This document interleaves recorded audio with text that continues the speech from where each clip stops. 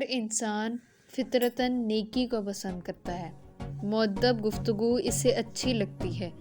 اور علم سے محبت کرتا ہے، لیکن ان تینوں سے بڑھ کر وہ ذات ہے کہ جو انہیں وجود میں لے کر آ رہی ہے، یعنی نیکی سے بڑھ کر نیکی انجام دینے والا ہے، اچھی گفتگو سے بڑھ کر اس کی ادائیگی کرنے والا ہے، اور علم سے بڑھ کر اس علم کا حامل عالم ہے،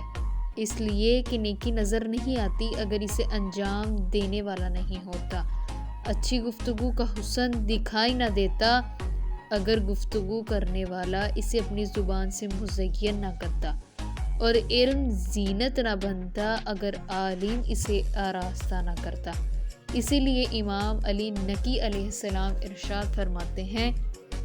کہ نیکی سے بڑھ کر